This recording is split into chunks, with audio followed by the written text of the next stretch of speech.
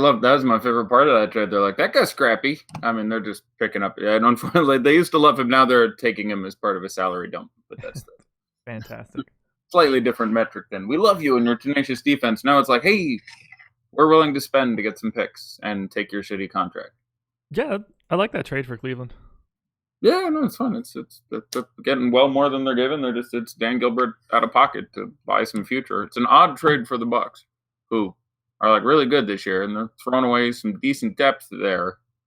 Like, you're coming up on a Brook Lopez injury from being like, oh, Yeah. Saving $20 million next year. Don McCurr, are you ready for your time in the glory? Like it's it could go. Marvin Williams available to play today. Okay, all right. We are live though. Oh, okay. I didn't know that. Good thing I didn't curse you out or something.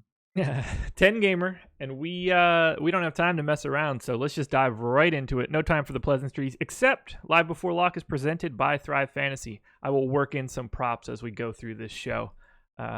Too much news right now to just dive in, so let's go to Hornets Nuggets right off the bat. First game on my list.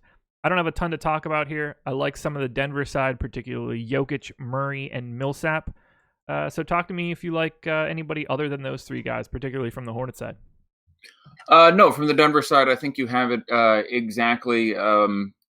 Giving the short version because I think we want to spend about 2.5 minutes a game. I would say that usually Millsap's still just underpriced, especially on FanDuel, and with so much of the chalk there, you're going to get 4% Paul Millsap in a matchup. I'm not really worried about, and same price on both sites, so you're obviously a little more attracted to the FanDuel price. So no issue with you throwing Paul Millsap in a tournament, but I do think a lot of these games, Sans Harris, Sans Barton, obviously are going to devolve into either Murray games or Jokic games, as I explained in depth in the last show, which I won't go into again. But I like both those guys still at their prices quite a lot in tournaments. So I'm a big fan of finding one of those guys and getting them into your lineup. If you happen to, I probably would rather play one than both. And I do think you will see that bifurcation between the two of them as far as their production. So big fan of getting either of those guys. Millsap, just a price play who, again, is coming off a real heater. He was like Western Conference Player of the Week, was just really playing over his head for a while there. But the absence of Harris, certainly makes him absolutely fine as well to throw in there. So I think you've correctly targeted the three guys there. Charlotte, pat myself on the back. I've liked Batum twice this year now, and he was good both times. So somehow that's worked out. But I mentioned him in his last game, and he had a big game. It's a big enough slate. I don't think people are all over him, but the price has come up. He was 4,500 there. He's back to 5,600 or some such number at that point. I don't. I think you're. I think you're being a little too cute if you go back to the Batum while here. It's just simply an amazing slate. To talk about the slate for a second, if you don't mind. No, I've had it.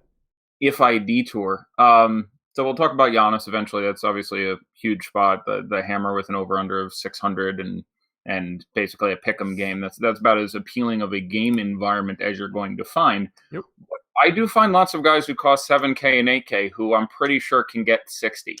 So I am in a vacuum somewhat disinclined towards windmilling a lot of the 10, 11, 12 guys. None of them are obviously out of play. We'll discuss them each individually. But I think a lot of people end up playing stars and scrubs tonight because of the superfluity of exceptional value. And I think I would move a little more towards balanced in my construction. Obviously, if you're MMEing and playing 150 lineups, it's not particularly salient advice. But if you're building one, I'm a little more inclined towards some of the getting 4 8K guys into my lineup than 2 11s.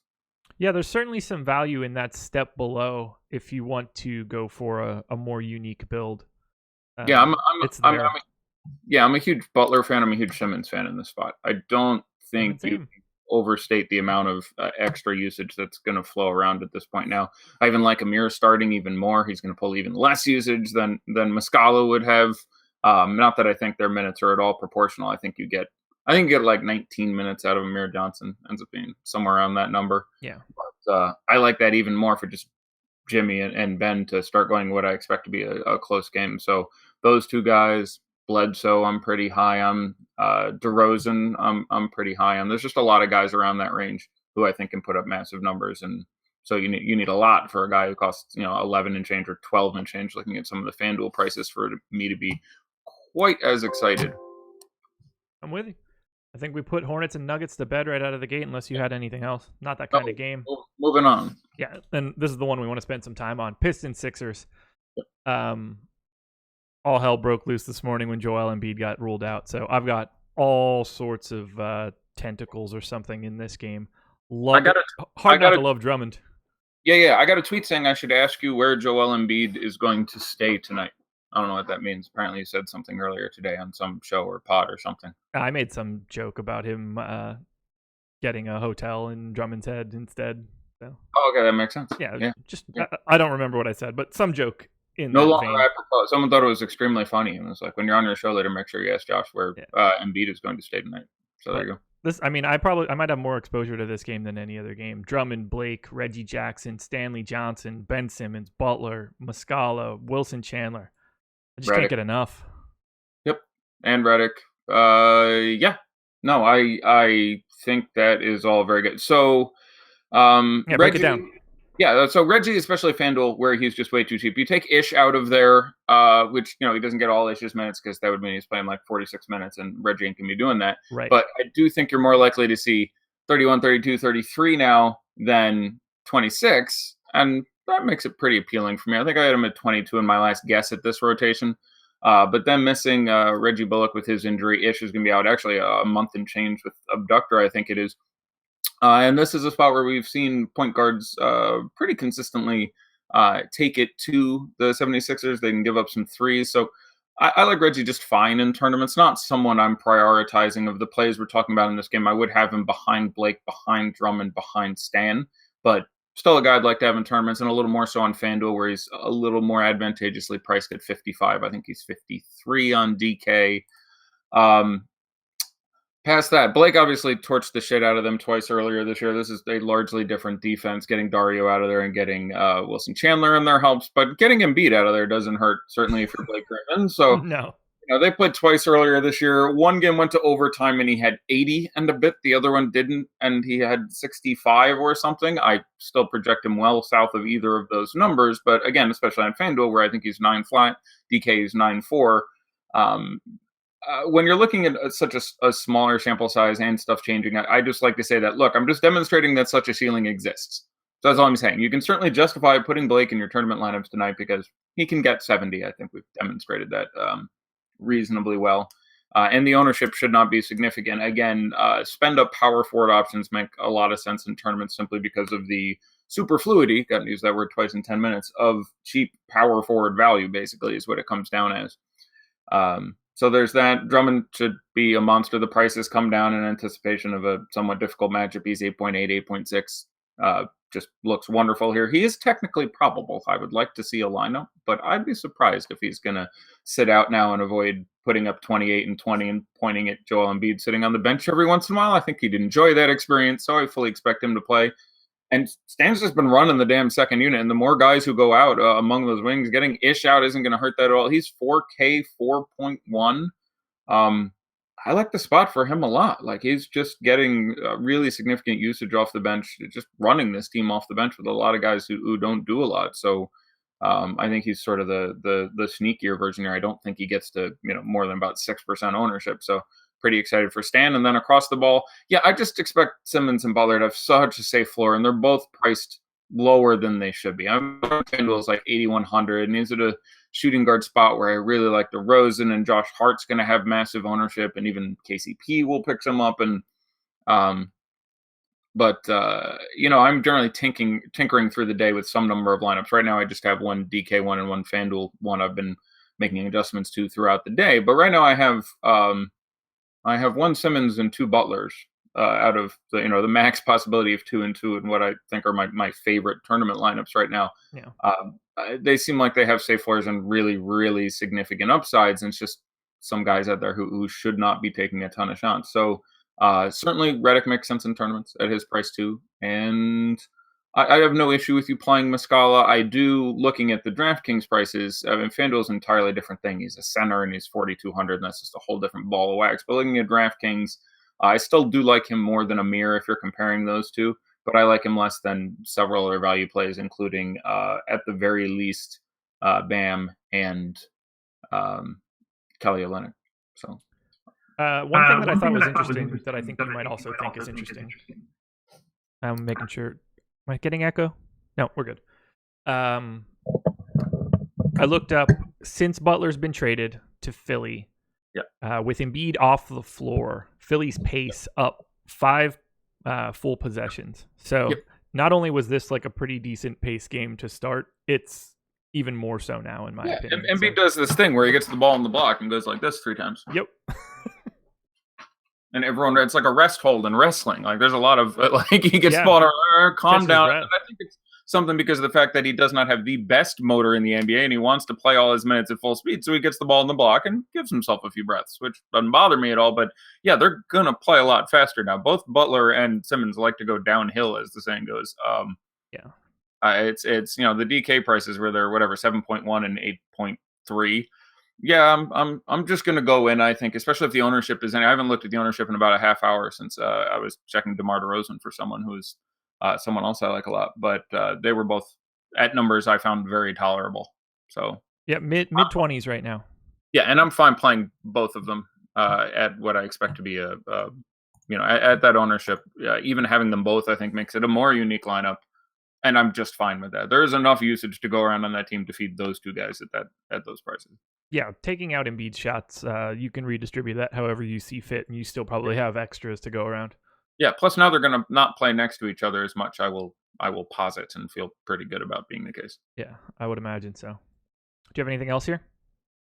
Well, no, we'd liked everyone in the game, basically. I mean, to see, it's hard not to, honestly.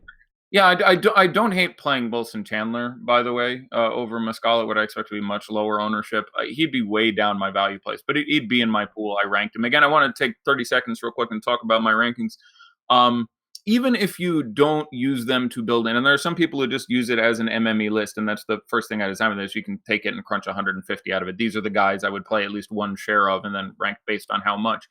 But I also like it for other people who are just listening to the show and have already sort of set their lineups just to inform questions. Scroll through the damn thing if you can. It's on tonight. You're going to have a lot of players in there, but you will likely see a guy or two. You're like, oh, that's interesting. Eddie has that guy at an A. I didn't expect that. Or I really like that guy and Eddie has him as a C. So just for everyone in the premium chat who has access, if you get a spare second, you're watching the show, go to the website, look at my rankings, and use that to inform some questions if you get a second, which would be better questions than say either ors, which we don't like. There you go. We don't love either ors. They're fine, but they just don't help everyone frequently. Yeah, I try to take an either or and say this because of this and talk about the guy for a while. But anyhow, let's move. It's not that day. Yeah. Orlando Magic and the Indiana Pacers. This game was not interesting in any way, shape, or form until about 15 minutes ago, where now it's just mildly. I have no piece of Orlando whatsoever. I guess we need to talk about the Pacers now that Domantas Sabonis is not playing. I see Turner getting a couple extra minutes. Most of this just gets soaked up by not enough minutes to care for Kyle O'Quinn and not enough minutes to care for TJ Leaf is my guess. I think you get 48 minus Miles Turner minutes for Kyle O'Quinn. That's exactly what I have. Right. So, and I think you're looking at 34 and 14. I'll throw as my approximate guess at it. Oh, you're way off. I went with 33 and 15. Oh, God, that's horrific of me. So, and that being said, Kyle O'Quinn's probably my favorite 3K player on DraftKings. I get it. I don't love him, but I do think he plays those minutes. If you manage to get, like, there is a big upside, which is Miles Turner foul trouble or something like that. You could get 24 minutes of Kyle O'Quinn, and then I'd project him for 33 fantasy points. But right now I would say 14 minutes or 13 minutes, as you would say, and 18, 19, 20 fantasy points. But there is an upside there. So he'd be my favorite 3K guy at this point, I'm pretty sure, which is a reasonable distinction. I would prefer him over Amir Johnson at this point. I would agree with you there. I will say that. So that's where I come on Kyle O'Quinn. That sounded kind of filthy, but that's where I come down on Kyle O'Quinn. That sounds better. Miles Turner, especially at that DK price, now seems pretty good. Again, we said 34 minutes. He's only 6,400. He is very block dependent and rebound dependent, and for much of the year was not getting as many of those things as we expected him to. #analysis, but now with the much safer minutes allocation and a ceiling of minutes of like 38 is actually possible here. Yeah.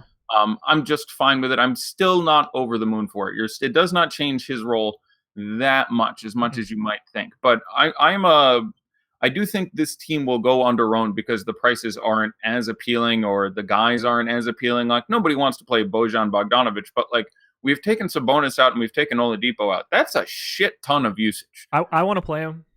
Right, exactly. So he's good. He's the only guy I really have. He's the first guy I'm like, he's like 5'1" on FanDuel too. Yeah. So if you're a FanDuel guy, Bojan now suits in really nicely. So I like getting some Bojan. Nobody wants to spend 6.6 or 6.7 on Darren Collison, but I already didn't hate him. And now, like, someone here has to be good. Like, this usage has to go to somebody. You now have basically Collison, Evans, Bojan, Thad, Miles Turner, and Kojo as the guys I want to take. Don't talk to me about Doug McDermott. I'm talking about those 6 guys. A couple of those guys have to be good. This is a Magic, the Magic, which is not a matchup that we're overly afeared of. So I think they all make strong tournament plays. I don't hate Bojan and cash on FanDuel at this point. I don't hate Darren Collison and cash on FanDuel if he's suited in. I would rather come up with $1,000 for Bledsoe. I would rather do some other things. But, he's a pretty solid play. He was another guy alongside Westbrook and George, and there's been a few guys this year who just, in an injury situation, was off for a few games, and it was just randomness. And I was like, Darren Collison is not going to continue to get 21 fantasy points a game on average with Oladipo out. He's going to get like 30 plus, and that started to come to pass. And the minutes have been a little better after getting random 23s and 26s with some fouls and some blowout and shit. So, but anyhow, for tournaments, I would probably rank them on DraftKings at this moment. Probably Bojan, Turner, Collison, Evans, O'Quinn, Thad, something like that. Thad at 4,700. Again, just not that involved in the offense, doesn't take advantage as much. But I like having some pieces of this game. It's just one of those teams along with like Sacramento. Some guys on Sacramento are going to be really good. It's a little hard to get which ones, but there's probably going to be one guy on the Pacers and one guy in Sacramento in your tournament winning lineups. I feel pretty good about guessing. We'll get to this once we get to the game, but Julius Randle starting. Nico Mirotic is available. Yep, not surprised. They had mentioned that they might do that, and he's just been amazing. Yep. Like, and I have him on 3 of 3 season-long fantasy teams. Like, I'm a big Randle fan. I had that leg break, wasn't all there the next team, playing second fiddle Kobe. There was just all sorts of things where he didn't fully evolve in LA, though I'm sure they'd like him right about now. But I'm a big Randle fan, so especially as he picks up a couple of the holes in his game. He's a really good basketball player. So yeah. Nice. And the minutes will come up now too. So I'm fine with you running Randle out there if you want to. The matchup is nightmarish. It's very bad. So this ain't necessarily the spot, and the price wasn't even as reduced as much as I expected. I thought in this matchup they'd be a little cheaper, but I'm more a fan of playing him now than I would have been before. And on a slate this big, the ownership is not as large a concern. Yeah, it won't take much for you if you're interested in Randle. There's just too much out there for him to be any sort of like priority. Yeah, really key concept in 10 seconds is ownership doesn't matter as much in large slates.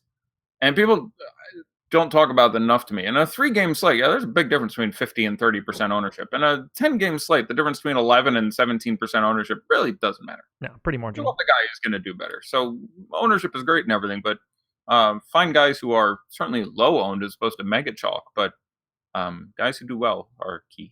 Very true. For the Magic, I don't have a problem with Aaron Gordon, especially at the DK price and with what's going on with this team now. I do think he is the guy if I was going to take a shot at this in tournaments. Gordon, I don't quite like, but I would want a few shares in 150, and Evan Fournier probably next. There you go, guys. Moving on. We're cruising.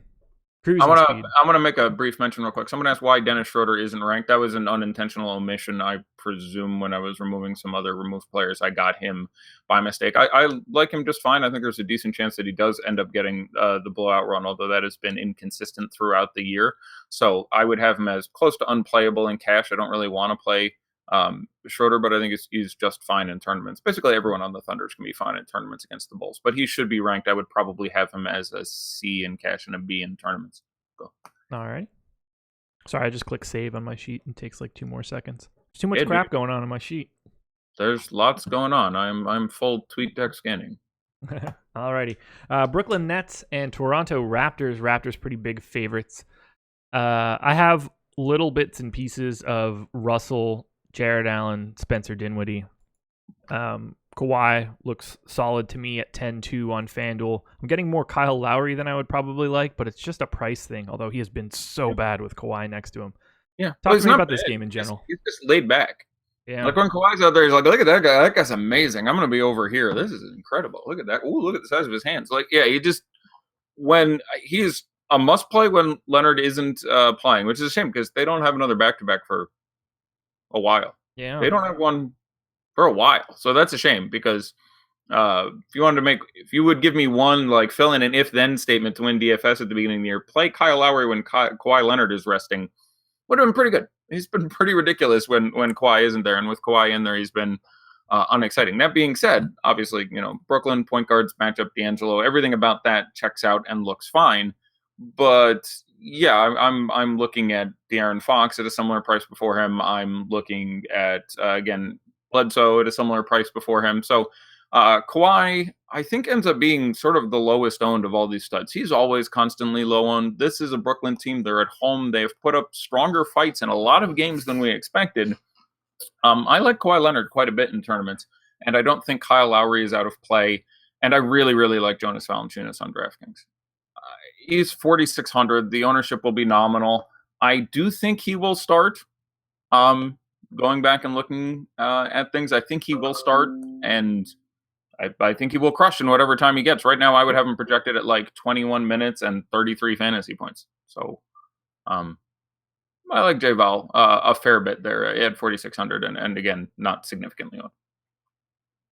That'd be it, though, for the Raptors you're going to get random bits of Danny Green, I'm sure, and stuff like that. He's always fine in tournaments, I suppose, but would be down the list for me. And then on the Nets, yeah, I don't have a problem with a share here and there of D. Russ or Dinwiddie, but they're all fairly appropriately priced and maybe even a bit overpriced in a matchup with the Raptors. So 10-game slate, I think he can do better in general. But if I saw one of those guys in a lineup, it's not insanity. That's pretty much exactly where I'm at. Whatever I get. It's not going to be a lot. Yeah. I kind of am jealous of never having crunched back when I was allowed to play. Because I'm always jealous of you guys who just sort of get like, oh, I had 3% of that guy. That's nice. Like I just enjoy getting those smatterings in pieces because doing that manually is a pain in the balls. Like building, even 50 lineups and going, okay, let me make sure I had one Jabari Parker. Oh, I did. Let me make sure I had one whatever guy. It's like that's really difficult. So. I've always been sort of jealous of set the randomness a little bit and let it fly. Another interesting game. Cleveland Cavaliers and Sacramento Kings. No George Hill now. Making his way to Milwaukee. Lucky him. I think this has a major ripple effect across the Cavs. In particular, Larry Nance just went from someone that is completely unplayable to completely playable. Yeah, I think he's an elite tournament play at the moment. It's going to be the most elite tournament play possible if you have him in your lineup and find out he's starting at 658. Yeah. Like, they have shown remarkable ability to fuck this guy when they shouldn't. Like, I don't understand why. They should develop him as a player. He's got roots in the community, yada, yada, yada. But, like, even when it's like, oh, okay, let's start Nawaba over him, which is a dicey proposition to begin with. And then it's like, oh, God, Nawaba's out. Let's play 4 smalls instead of starting him. Let's slide Chetty down. Let's make sure we get, Rodney Hood into the starting lineup and play George Hill next to Colin Sexton. It's just like, really? So I would like to think they take this opportunity to do what I think is A, best for the team and B, also best for development and long term for the team. But I have little confidence. That being said, I've been a pretty big fan of Larry Nance many times this year. Now, he's just been woefully underusage so many times this year. I don't know if it's just he and Sexton aren't quite on the same page, but, he's going to go out there, and if he plays 36 minutes, he's going to get 8 to 13 rebounds, and he's going to get, average a steal and a half and a block and a half. And just, I don't know, is he going to take 5 shots again in 38 minutes? Because he's done that a couple times this year, and it's really frustrating when he gets the time and they still don't implement him. So, that being said, yeah, this game should be a gold mine in some way. The price on Nance certainly comes, with an upside on top of it. On DK, I would consider in the one, again, placeholder lineup I have in front of me. I think Marvin Bagley is one of the best plays of the day, but I do expect him to engender some pretty strong ownership on DraftKings. And that would be a pivot I would be interested in moving, or even just having two guys from this game. Marvin Bagley on DraftKings in our ownership right now, 2%. I think he's incredible. I don't disagree with you. Let me be clear. Okay, I would have thought 8 or 10, and I will take the over on 2 if you'd like to place a side wager. But they finally committed to him. They're giving him minutes mostly off Bielitsa and off a couple other guys. Let's game log watch him a little bit. Let's go back. We'll say 5 games. We'll go back over the last 5 games. Okay, he took 9, 11, 12, 15, and 15 shots. The first game was against OKC, which right now might be the best defense in the NBA. They're certainly in the top 3. They're playing ridiculously good defense. I won't get into it, but I'm really impressed by watching them on video, and the stats even back it up as their defense is elite right now. He had 41 fantasy points in 26 minutes. The next game he played Utah, which is not a great matchup. He only had 26 fantasy points in 27 minutes. Next game he played Golden State. He had 46 fantasy points in 34 minutes. Next game he played Utah again. And that's 29 fantasy points in 30 minutes. And then he played the Clippers and had 37 in 27. So there's the game log watching part of it. Now he's playing the Cavs, which, again, this was the Warriors, the Clippers, the Thunder, and the Jazz twice. And he's averaging, looks like about 38 over that stretch, 36 over that stretch. So, yeah, 5,300, that seems too cheap. Hashtag analysis. So hashtag long division. Anyway. Yeah, 5,300 is simply a misprice for Bagley, who at this point is probable. And again, DK, you have the late swap should something go horrifically awry. But he might be my favorite play on DraftKings. He'd certainly be up there with, obviously there are better point per dollar plays still. Bam Adebayo is a better point per dollar play than Marvin Bagley. But I feel really good about that against the Cavs. And if you're telling me 2% ownership, like, oh, okay, that's bully. Yeah, he obviously missed a couple games. But I'm not. He missed games with, I believe it was back tightness. That sounds right. It was right. It was a minor, thing, which I do not think affects your performance as you play. Like, you may get re-injured. That's possible. As he is, as a young guy, he had probably a 99% chance of completing a game without injury. If this wasn't the issue, now it's probably 98. Where my back never bothered me until I was almost 40. But he's 20 or whatever, 19. So. I suppose he's now got a 2% chance of his back flaring up in the middle of the game. But basically, he went through a shoot around. He's going to warm up. He's going to get loose. I expect my dude to be fine out there. So I like Bagley a lot anyhow. You want to make a Thrive pick? Do it. In this game, De'Aaron Fox. Points plus rebounds plus assists. Hold on. Let me guess what they put the line at. Okay. I'm going to say they put the line at 32.5. 28.5. Oh, I'm over. 95 points for the over, 105 for the under. Well, it's still underweighted, but I'll go with the over then. Yeah, I agree. Fair bet, but yeah, he's getting the minutes. This is the Cavs. They're not good at defending anyone. And you know what they just did? They just traded away a good defensive point guard. So they're running that Phoenix Suns plan of like, that guy can play defense. Get him out of here. They were literally like, oh god, like they have Ariza left sort of. But at the beginning of the year, they were just rapidly getting rid of all the decent defensive players, and then like, well, let's get Jamal Crawford. That guy's never defended anyone. Shaq Harrison, he's like one of the best steals defenders. Get him out of there. Like, so it's kind of weird. So it's funny to watch all the point guards fall out of Phoenix. They had 5 at the start of the year. We're basically down to 2 now. What a weird place for point guards. Yes. Nance, Clarkson, Sexton, Chetty, Hood, Burks. Yep. I have like 10 to 15 to 20% of all of these dudes on FanDuel. Yeah, not a ton of Sacramento on FanDuel for me tonight. Yeah, that's they are not priced as appreciably. On DK, they're priced much, much better. But Sexton, 4,900 both sites. So again, better FanDuel. Sexton, 48 FanDuel, 46 DK, better FanDuel. That would still count as. And, Chetty we haven't seen as much out of as we'd like to recently. But just, you're now taking George Hill's 26 to 38 minutes, depending on what the hell they're doing with him, and spreading those around too. So Larry Nance, I think, is great on, or not Larry Nance, we already discussed. Yeah. Alec Burks, I think, is great on FanDuel now. Yep. I expect him to get 5 or 6 of those minutes, and is one of. I'm a big fan of trying to pivot off of chalky Josh Hart. Like, I like Josh Hart. I think Josh Hart projects very well for a $3,600 guy, and you can drop him. But that being said, I'm not so enamored of him. I'm not trying to get Burks or Shumpert just from this game. Mm-hmm. Shumpert is in close games consistently still getting 26, 28 minutes, even with, Bagley time, Bogdanovich time. They're still trying to give him mid to high 20s in minutes. This is a game where you can certainly pick up some steals. Fun side note here, by the way, if you ever want to look at a really weird game log. Ibaka starting, by the way. Bullshit. All right. All right. Well, less excited about J-Val. Womp, sure. Womp, womp, I say unto thee. I won't go into interesting notes on Shumpert's game log right now because we don't have time. Let's move. Let's roll. Chicago Bulls, Oklahoma City Thunder. Big favorites here for the Thunder. Yeah. Bulls are a tough sell for me outside of Wendell Carter. He is a guy that I get a lot on a day-to-day basis. I just can't help it. But other than Carter, this game is simply the Russell Westbrook show for me. He's one of my favorite plays of the day. Only 11-3 on FanDuel. You got to play 2 point guards. I'd rather have the top of the line. What do you think about Russ tonight?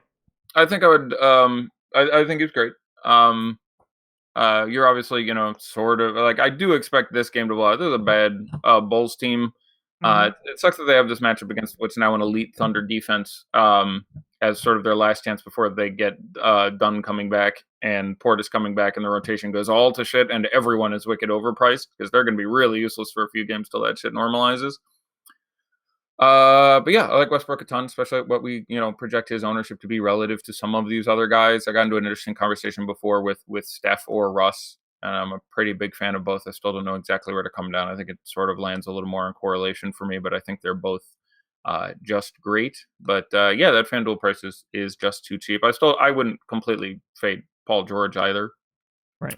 And DraftKings Jeremy Grant makes a lot of sense for me. Just bigs against the Bulls without overthinking it a ton. 4,500. That's a number I don't hate. I don't think I'm the Steven Adams. You could tournament Dennis Schroeder, but in the mid fives, I think he can do a little better. And the last guy I'll mention is I kind of like Nerlens Noel. Like, he's a fantasy monster. Bigs against the Bulls. I'm not shocked if this game blows out and has been really consistent just because he scores like a fantasy point and a half a minute.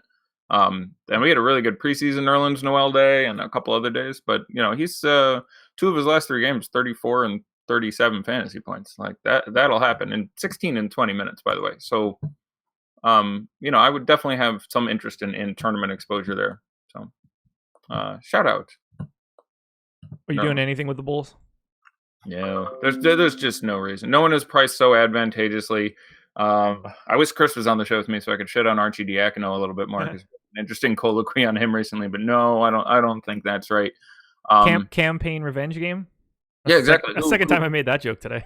Really, that's great. Who closed the last game? Yeah. Yeah. I mean, Shaq Harrison in 1 in 150 for playing in the blowout. Change it up here.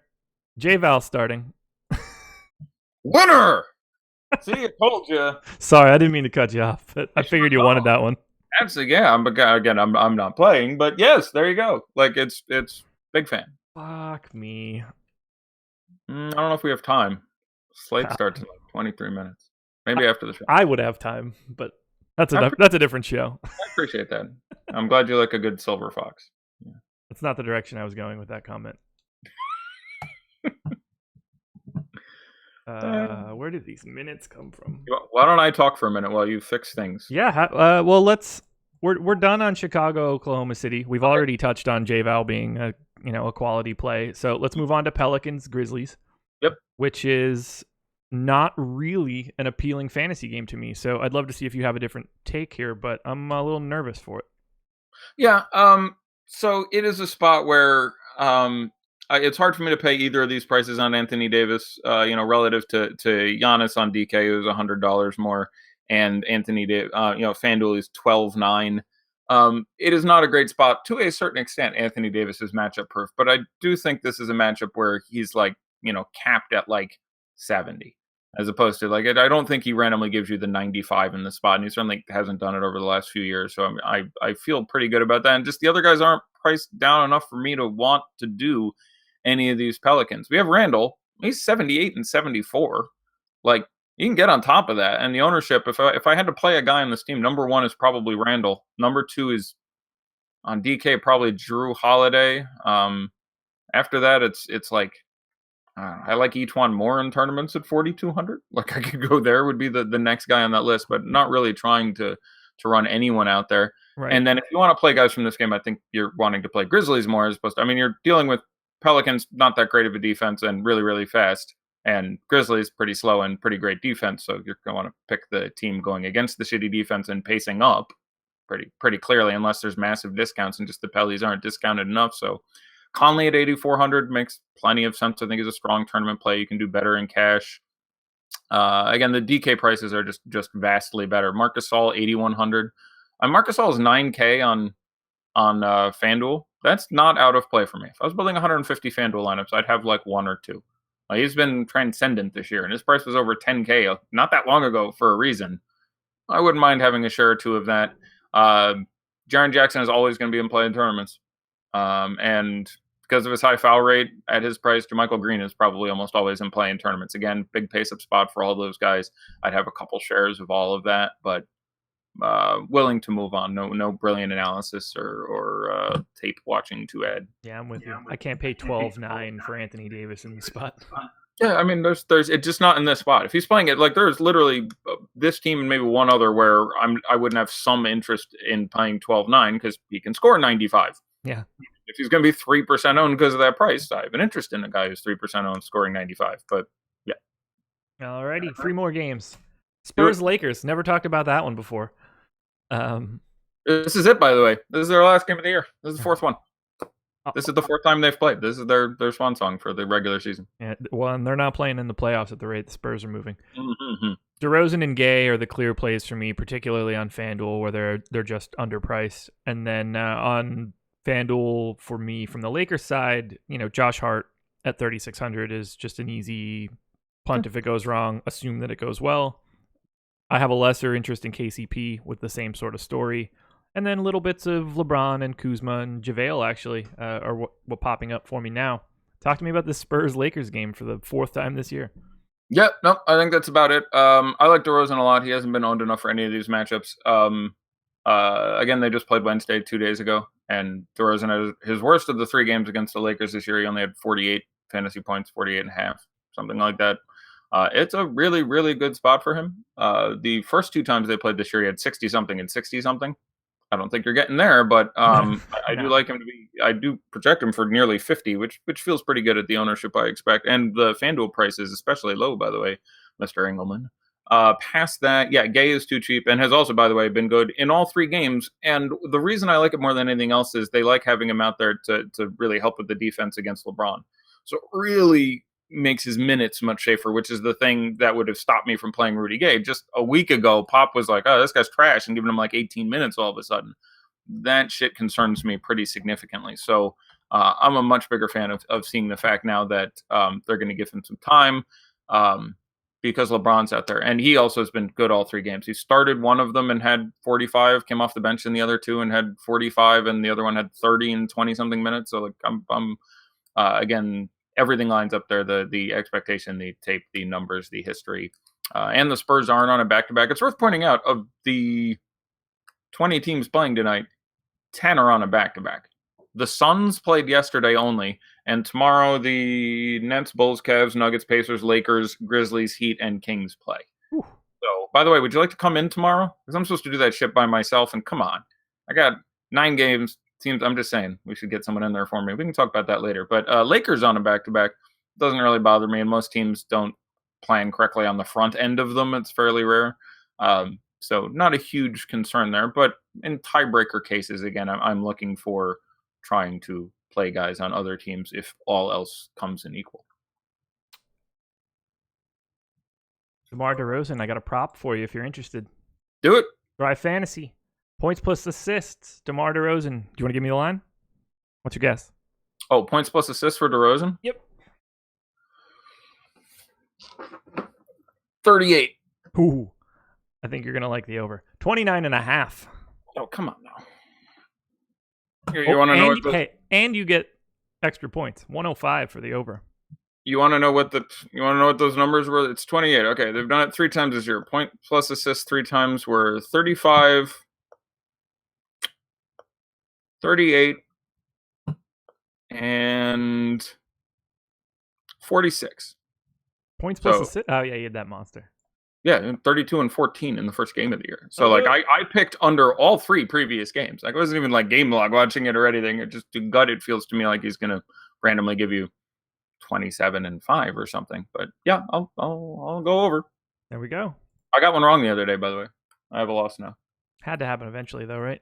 It seems unlikely that I was going to go infinite and 0. Yeah. 2 games to go. We've got 17 minutes left. I think we did a pretty damn good job of pacing this one out so far. I feel good about it. And the one we want to talk about the most is the one we'll close with. Suns and Heat now, though. That's not the one we want to talk about the most. I'm just saying, for fantasy, it's close for me. Okay.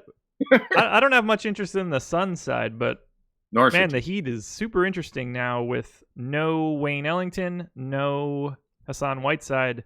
Sign me up for Bam Adebayo. Sign me up for Kelly Olynyk, Justice Winslow, a little bit of James Johnson. But for me personally, the guy that I like the most in this game is Kelly Olynyk. Fine with it. Like, they've been giving him real time. And again, I will take an L on previously this not that long ago saying that I thought Kelly O was going to fade out of the rotation with James Johnson and some of the other guys coming back. Now, other guys are still out. They have they still have not had any Dion Waiters back. And Dragic is coming back after missing a number of games. So his role is going to come down. But with no Whiteside, no Ellington, he had been seeing 24, 28 minutes, and that's way too cheap on DK, especially at 4 or 4-2 or whichever one in the hell he was there. That's just too good. Look, the Suns are bad. They're really, really bad. Yes, they are. I don't know how much to add on that. And they played last night, and now they're home. I guess that's nice. But so let me really quick dismiss the Suns. I don't think you should be playing anyone on the Suns. This is, again, not an ideal matchup. And they, each of the last 2 games, they had one player barely get to 30 fantasy points. That's about, again, what I would expect you to see today. There's any number of competent defenders on the Heat. They're on the back-to-back. It's just a goddamn mess. So I have a lot of people like, I can't get off Josh Jackson today. I'm like, I guess. If it turns out that TJ Warren is playing and starting, I can get behind that. Yeah. Because he might take 28 shots. So, okay, I can get behind that at also at 1% owned, which is about what it would be. So, okay, you can sell me on that. Outside of that, I think, Elliot Kobo is like 3,800. That's fine. That's in 150 lineups. I would have a half dozen of that or something. That's fine. But I don't want Ariza, who is questionable and has been seeing reduced minutes. I don't want McCall Bridges, who is, chesting up his coach. I don't want Josh Jackson, who managed to screw up in better spots 8 times when he cost 3,500. Now he costs 5,500. Rashawn Holmes at DK, I'd have 2 shares of in 150, but massively interested in the Heat, where just all these guys should be kind of good. I think you can play Dragic, which is really interesting since he has limited minutes, but I'd have 1 or 2 in 150. I think you can play Josh Richardson even with Dragic back at 6,700 on DK, 7,100 on FanDuel. He's the only guy I don't have. And that's fine. He is just because he's so much. Why not take someone else on the damn team who's going to play? Because you expect them to blow them out. So all these guys are going to play similar minutes, starters and bench, or the minutes are going to equalize. So I play the most expensive starter. That's I think a fairly good thought process on your part. But Rodney McGruder, yeah, absolutely. It's just guys who are cheap against. I really like James Johnson. Like on FanDuel, I like James Johnson more than Kelly Olynyk. On DK, I like Kelly Olynyk much more. They're almost the same price. On FanDuel, you save like $1,200, $1,300. James Johnson's minutes are creeping up. I don't think he gets as many as Kelly O, but I have Kelly O right now for 26 and James Johnson for 19. He got 20 last game. Maybe gets 23, 24 here. FanDuel, you're getting steals and blocks, and ownership ends up being massively less. So FanDuel, if I'm building one lineup, like the one I'm looking at right now, has James Johnson sitting in there instead of Kelly O next to Bam Adebayo, because they're both power forwards on FanDuel. Yep. But no problem on FanDuel if you have any number of Heat power forwards in your lineup, that being a max of 2 apparently. But Magruder, Justice Winslow, either side, 49, 43. Just many of these guys are going to be good. It is not so high on my ridiculous rankings like, say, Atlanta and Washington the other day. It's not that I think everyone's going to be good. And in that game, basically everyone was good. There were 7 good guys and 1 bad guy in each team. I don't think you quite get that ratio here for the Heat, but I think you have 5 guys at least who had a decent ratio for the Heat here, and probably 2 who had an excellent one. So, big fan, and I think we've been all over it. Let's go to the last one. Close it out. Bucks and Warriors, fantastic game. Can't wait to watch it. Gonna be great. Giannis is my boy. I'm quite a bit over the field there. Still like Bledsoe, Durant, and Curry. I mean, I want the high end. This is a fantastic game, and if I'm going to have parts of it, I want to have the good parts because I expect it to stay close. It's got a 240 total. What's not to like? Yeah, there's nothing not to like. So I believe it was with you earlier this year where there was a Bucks Warriors game, and I mentioned offhandedly something that has been quoted back to me many times today as people are asking if I still have this stance. That Giannis had never scored 50 fantasy points against the Warriors ever. He was 0 for 10 at that point. You did mention this. This was you. I thought so. I couldn't remember Chris or who my co-host was, and you were like, "Ugh." Now, in fairness, of those 11 games, 10 Draymond had been in. I don't think we have Draymond news, or did I miss Draymond? He is out. He is out. Okay, then have all the Giannis you want. That's. I will give you the punchline and then tell you the joke. But go ahead and have all the Giannis you want. Giannis is even more dominant of a player than he was certainly 1, certainly 2, certainly 3 or 4 years ago when you're looking at some of these games. I went back and rewatched the entirety of the earlier game where in Oracle, by the way, the Bucks blew the Warriors out in a bit of a statement game.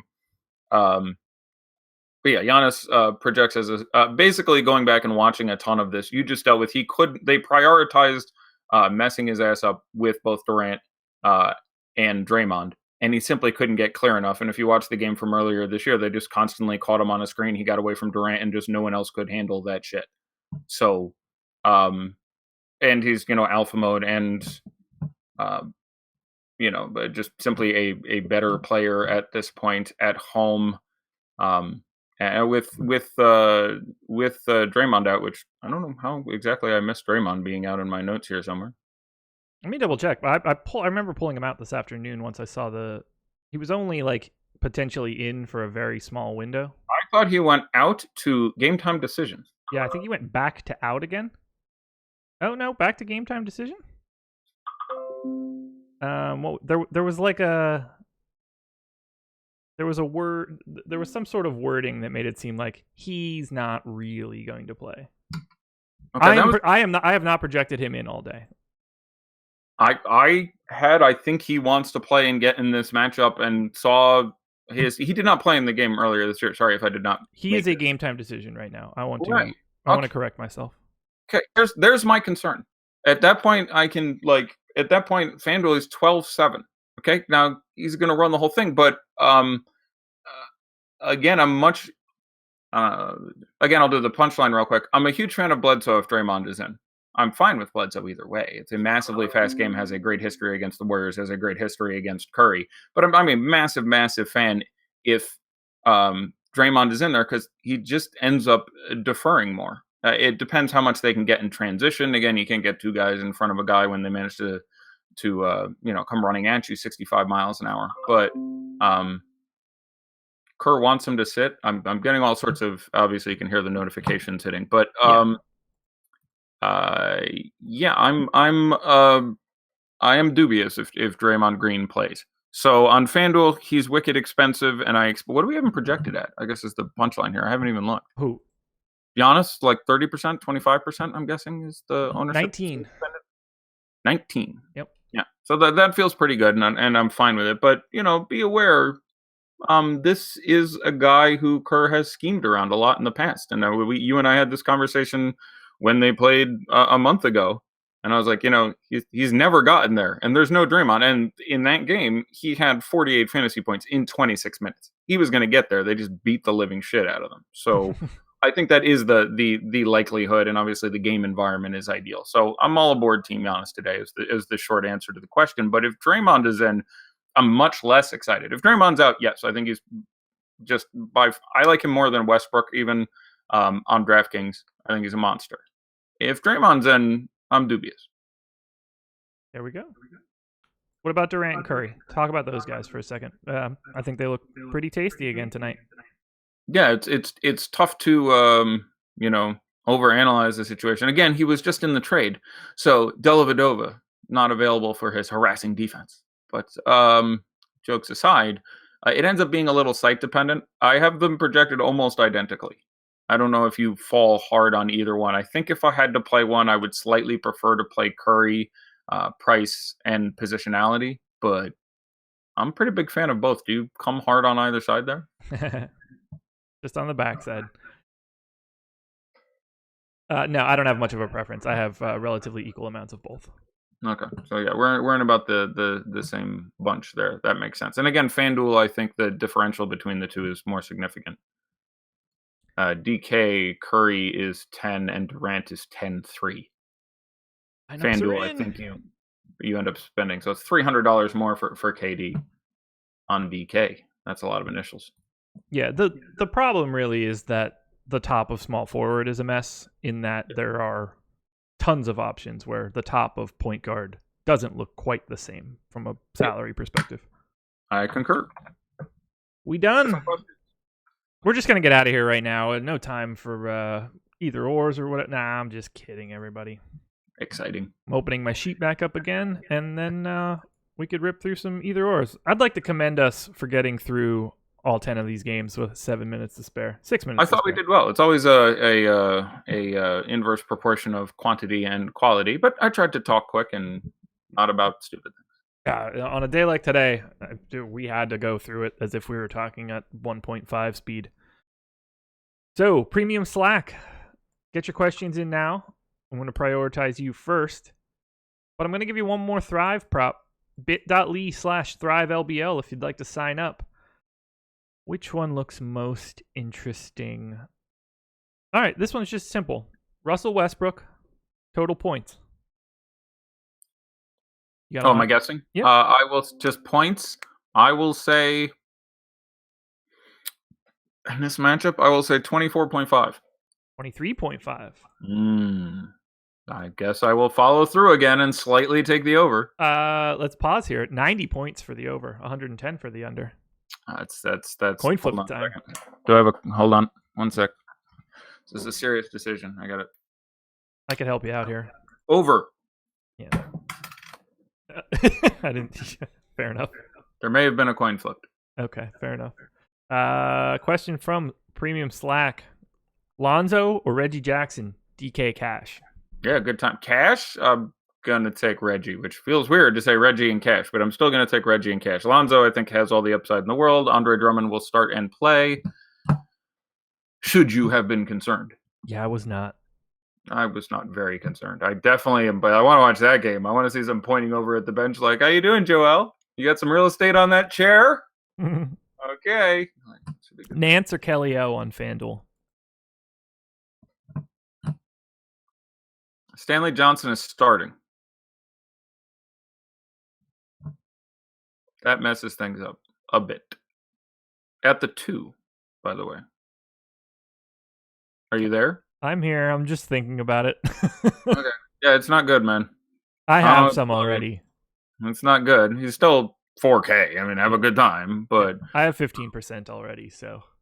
Yeah, I am less a fan with him starting, but not a horrifically so one. I think the role is a little more important for me, but I do think the minutes maybe trend up a couple in this situation. Again, you are missing Ish and Bullock, so you may randomly get 38 minutes out of Stan here. Stanley Johnson or Josh Hart in a DK GPP? Stanley Johnson. Yep, I agree. I'll stick the ownership. I have him projected pretty damn close, so I'll Stanley Johnson's not going to climb enough in ownership with that news. No. Not 656. Holy shit, make changes is probably not going to occur. No, not so much. Klay Thompson or Middleton? I'm going to take Klay Thompson for a couple of reasons. Okay. I will not elaborate on those reasons. You will not? To save time. That's fair. Somehow Nance and Kelly is also a question again. Again, it's a FanDuel question. At this point in a tournament, I would probably play Nance because I'm a glutton for punishment. I still think Kelly is a better point per dollar play, but very close on FanDuel. On DK, you're saving like $700 or $900 on Kelly, so I'll take Kelly. They are essentially the same for me in exposure, and they are my top 2 power forwards right now. So okay, you go, boy. Let's see what else we got. KCP and Kawhi or Butler and Gay FanDuel. Fucking Dave. Butler and Gay. I agree. J. Rich and Necktat or Gay and Nance. Gay and Nance. Gay and Nance. Gay or Bogdan? Bogdan and Cash, Gay in tournaments. Okay, DK Cash, sorry. Forgot to keep reading. I'll take Bogdan and Cash. There we go. What else do we got? You rank Burks, Hart, and Shump in a DK GPP. I would be inclined to play them. I would be inclined to play them in the order of Burks, Shump, Hart in a tournament. For all points, I would probably make it Hart, Burks, Shump. But I would be most inclined towards Burks in a tournament at this point. I would, sort them in my projections for that one. Yep. I mean, they're all pretty coin flippy. Play the ownership game.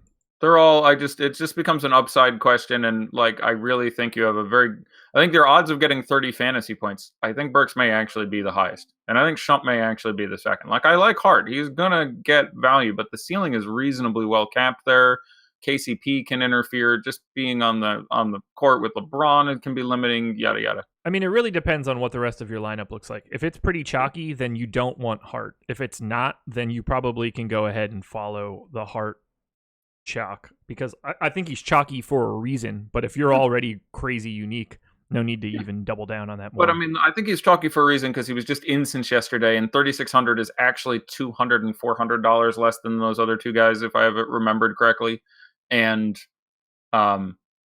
Lakers, Panache, like one of the other guys is Shumpert. Nobody wants to play goddamn Shumpert. But the thing I was going to say before is it's funny. Shumpert has two big games this year, 39 and 49 fantasy points, I think. They were both against the Thunder. That's just weird. I want to get that out there. Collison and J-Val, or Lowry and Noel?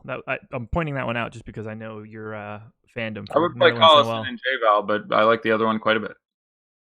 Sorry, I know you love I know you love Noel, so I had to give it to you. Noel's been a good man and thorough for me. He has made for I and those listening money many times. I'm a Nerlens fan. Go get that DK CSV. Let's do this.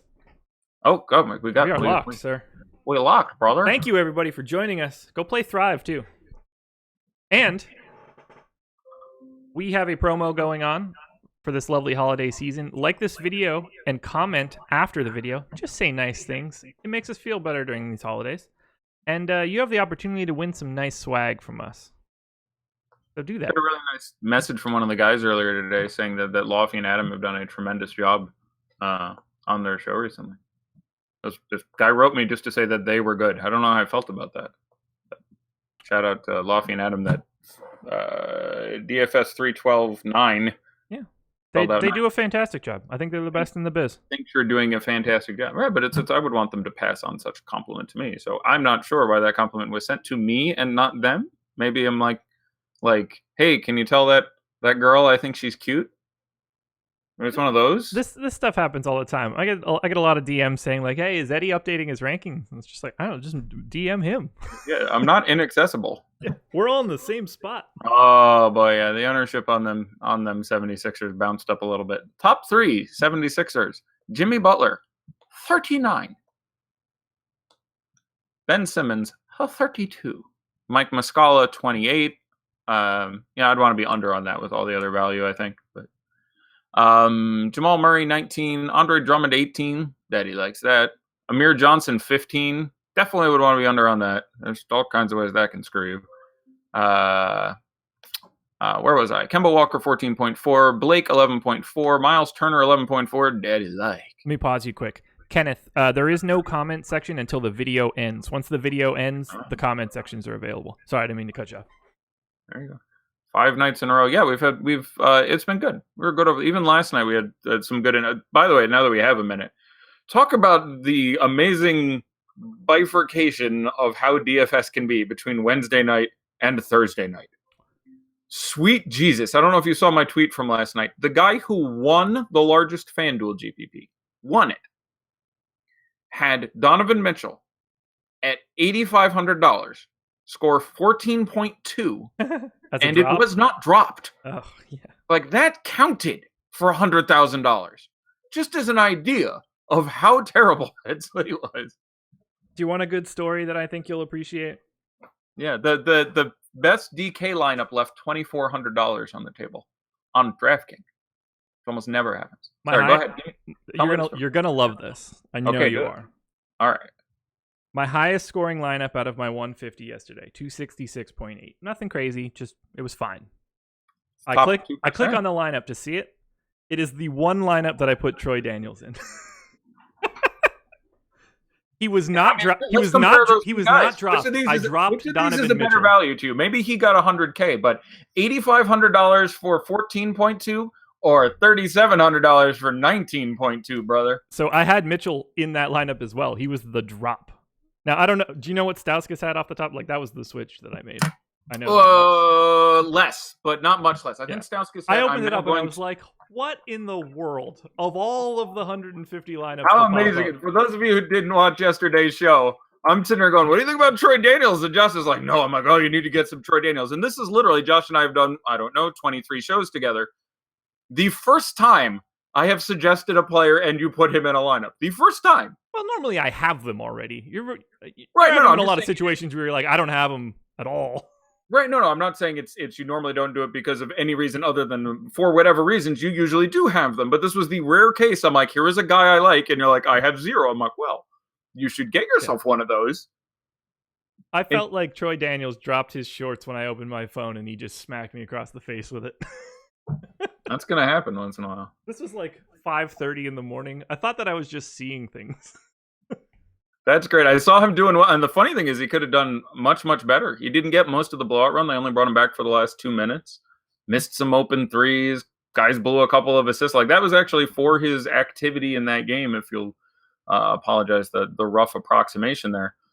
Sort of an underperformance for him. So Nick Stauskas, look up the compliment? They just called me the Fred Durst of DFS. I'm going to take that as a compliment. No, I wouldn't. But go ahead. That biscuit was fantastic for a 2-year stretch. Yeah. I hate the fact that their stuff is so listenable still. Like I hate the fact that shit comes on and I start tapping my foot. And Together Now, so that track with Method Man, that is a good song. Now, y'all be loving this shit right here. LIMP Biscuit is right here. You can't rhyme right here with right here. You can if you're Fred Durst. Jesus Christmas. Nick Stauskas, 9 points, 3 turnovers. That'd be 6 on FanDuel. His steal, that'd be 9. 3 assists, that'd be 13.5. 2 rebounds would be 15.9. Troy Daniels gained you 3.3 points. Okay, there we go. It wouldn't have been in my top lineup then. Like $1,000 right there, probably. No. That's excellent. That is an excellent story. I've been waiting all day to tell you. I'm glad you did. That's like I saw him get 19.2. I'm like, you know what? I gotta ask Josh. I actually said something in chat because he was going off in the first half. He had 10 at halftime, I think. But like made a couple threes and was doing stuff. I was like, oh God. And I was like, behold his glory. He didn't end up being there. Rest of the ownership, I don't know. I won't list it all today. Guys I think are interesting. Kylo Quinn, 4%. That he likes. That works. I mean, definitely compared to Amir Johnson, 15%. I think you came in on the right end of that one. Darren Collison, 3.3, daddy likes. Millsap, 2.4, daddy likes. Tyreek Evans, 2%, daddy likes. Thad, 2%, daddy likes. Like, some of those Pacers have to be good. And Kojo, 0.5%, daddy likes quite a bit now. Ooh. I'm getting a lot of likes on my end. Yeah. No, that's Andre Drummond, only 26. I'm liking that on FanDuel. He is 18 on the DK. But yeah, I like both those numbers quite. 8,800 on FanDuel, where they price centers out the By the way, Domantas Sabonis, 0.12%, and Joel Embiid, 0.11%. Congratulations. You both played yourself. That was a nice thing. Oh my God. Talk about what is up with Phoenix. The pump fake yesterday they threw us with Rashawn Holmes. So I'm glad I don't have to deal with that shit. We're sitting in chat at 9:51, and Rashawn Holmes will start. And some of the beat writers, say he's sick, and a couple say he won't play, which was a misstatement. But again, you're tweeting quickly. Like, I'm not overly critical of that. But then Ayton comes in after 3 minutes, plays the second most minutes on the team, by the way. Actually gets a blowout run into the fourth quarter, which he normally doesn't get. Gets 27 minutes and has himself a better game than I think anyone expected. What in the hell is going on with Phoenix these days? Whoa. That's crazy. Well, our ownership looks really good here. What do you think, Amir? So I'm in the $4.44 tournament on FanDuel right now. What do you think Amir Johnson's ownership is? He is a min-price power forward. Am I getting that right? He is? Way, way, way higher than it should be. I will add the caveat that Adebayo is 5,500, no Olynyk 4,100 there. So they are more appropriately priced. But it's going to make me sad. 23%. 21-7. Yeah. God, I played 3%. He's Amir Johnson. Yeah, I don't, on a given slate, I won't hate him. I would now project him for 19 minutes and 17 and a half fantasy points. 18 and a half fantasy points. Somewhere in that. A share less than a fantasy point a minute. But that's craziness to me. I think playing like him over James Johnson, etc., in tournaments is just insane. Setting aside, by the way, the ridiculous ownership. Makes me think that I'm going to have a lot of leverage with Nance. Yeah. Oh God, that's so good. Let's see. Twitter question: DKGPP. Who should I play for Looney? And then list some guys. And never mind, this is a nonsensical tweet. I don't know if you're watching the show, person, but it says, and then says, or should I play him? Point guard Steph Curry. Oh, so he's showing me a lineup with Looney in it. Should I play someone over Looney? Yeah, Bam Adebayo. DK? I'm fine with Looney if we keep Draymond out. Like, I'm fine with you sitting tight. That's the last game. The issue is really tough to pivot at that point, but waiting a while and seeing if we get that news. Wow. Feeling good. It's been generally a good week. I'm feeling pretty good tonight. The number of, angry tweets. So we're in trouble, obviously, because it never works out as well. You know what I mean? It's always the days where I'm like, I guess. And then it's like, wow, we nutted it. The days when I'm like, I know everything. You're like, oh, look at that. Here's one I like a lot. Nikola Jokic in the shot. 7.7. Crazy. That's just crazy. I played 21. Especially when you told me Drummond was like 25 or whatever. Yeah. Like if Drummond's 45, I sort of get it. He's cheaper. He's also in a great spot. Like, okay, but I could not be happier to have 2 times the field of Nikola Jokic tonight. Now I am the known Jokic lover here, but that's fantastic. How does anyone not like Jokic? He's literally. I blow it out of proportion every single day when I say his name. So. Oh, okay. I haven't caught that. I don't know if you've done it on shows with me. I think we talked about it the first day that I dropped it. I said that Jokic is the best offensive center in basketball.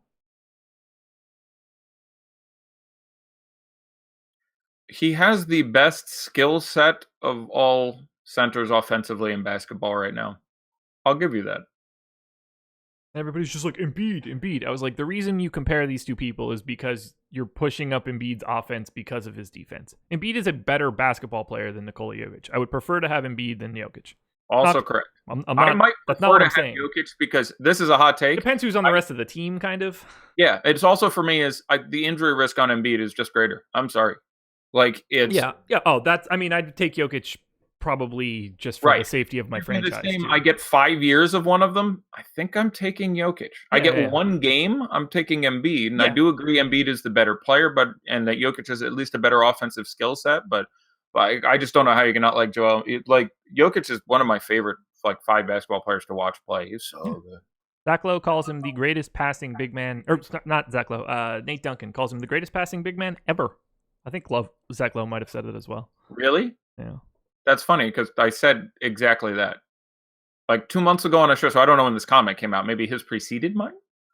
But in the preseason, I think, and maybe someone here can tell me if they remember, we were talking about Jokic, and I said, he might be the best passing center ever, or something like that. I said something very closely resembling that comment a couple months ago. He's insanely good, and he's still getting better is the crazy part. But yes. No, so that's just funny that you should say that, because I said that's almost a quote of what I said a couple months ago, so I wonder who's preceded who's. Doesn't matter, but yes, I agree. He's phenomenal passer, so good. Like, you want to really enjoy the next 10 minutes of your life, go Google Jokic passing highlights and thank me later. I'm really anxious to see how he plays out tonight now, knowing his ownership. I'm going to go watch some basketball. I want to see if Embiid's chirping at Drummond from the bench. Yeah, I can't. I'm going to go do that too. But again, a special shout out for that Donovan Mitchell and James Harden game last night. Yeah. Fantastic. I mean, what a slate. The closest game was the Suns losing by 22. What a dreadful slate. And then in that game, Harden put up 18 on FanDuel. And it's almost like, I'm sorry, it's so funny. Donovan Mitchell put up 14 on FanDuel across from each other. Sorry. It's just not even like foul trouble, just bad at basketball game. It was really funny. Torrey Craig night tonight. His mom, who's been in jail for drug charges for 18 years, is in attendance. The first time she's ever seen him play an organized basketball game. Wow. First of all, that's great. Yeah, fantastic. I'm sorry. My favorite narrative in all of fiction and life. Wait. Stanley Johnson is a late scratch. Shut up. Rod Beard, baby. Right in the dick. What? Wait, I'm not getting that. Rod Beard. I read it as he tweeted it. I'm on my tweet deck, so I'm looking at 600 tweets concurrently. Yeah, I have it here too. It's not popping up for me yet. And I don't know if my tweet deck is just like frozen. Yeah, there it is. Sorry, man. That sucks. And we just picked Stanley Johnson in some either ors. What the fuck? Oh my God, the minutes now, by the way. If you played Reggie, Bruce Brown starting. Is that a 7-game or a 7:30 game? Let's do our job real quick first. No, it's a 7 o'clock game. Right, I was about to say that tipped. Yeah. This fucking league. Oh my God. Like I want to complain and say stuff like this league, but sometimes it would be unreportable. Like sometimes the guy would literally be on the court warming up 2 minutes before the game and turn a knee and need to sit. Like there are, you know what I'm saying? Sometimes their reporting is shit, and I think that should be called out, and especially when they're trying to embrace sports betting and all that crap. Please, they should do a better job. But sometimes that isn't the case. But I that's such a. What was his ownership on DK? This is just. Sucks. It's gonna be single digits and be wonderful. 5.5. Fuck me. I was already playing too much. That's so aggravating. See, I told you. I totally screwed us. When you said, I feel great about tonight, I'm like, yeah, that means something's going to go terrible. Q. 4 minutes later. I mean, like, I'm not super upset about it because, FanDuel drop. You drop them on FanDuel, right. You just ate a drop on, what do you have, like 20%? I had 14. Okay, so it's not a death knell or anything, but it's just not remotely. Even in those lineups, he was 14.8 in the $5, so I'm with the field on the kick in the dick. There you go. Question: Bledsoe and Kelly O, Fox or Hart, or Fox and Hart DK single entry. It's a good one. I like both those. Hit me with the question again. I was too busy. Bledsoe, Kelly O, or Fox and Hart DK single entry. I will slightly take the former. Yeah, Bledsoe, I agree. Yeah, I didn't get into Bledsoe. Bledsoe has maybe 39 and not 40, but basically 48 of his last 10 games against Steph and the Warriors. All 3 of the games that he's played them since he's gotten to the Bucks. The last game he played against the Warriors when he was on against Steph when he was on the Suns, he had 50 something. It's just been a very, very good matchup in this. I think points even more that way. 8 seconds in, Jimmy Butler, bucket. 2 quick fouls for Nick Batum. Yeah, Rod Boone. Right? Same tweet. Rick Bonnell. Oh, Rick Bonnell. That's true. I have Rod Boone with the same tweet in a different channel. I see the Rick Bonnell one now. Shot clock. He then tweeted the word shot clock. Do you have that? I do indeed. Right under the Rod Boone one. Tweet shot clock. Let's go watch some basketball. All right, we are out of here. Sorry for your horrible loss. No, we'll be fine. I don't worry about it. Nobody had Stanley Johnson. Wrong, Dre Jones. Wrong. We're out of here. Best of luck, everybody. Go play Thrive Fantasy and sign up at Osmo.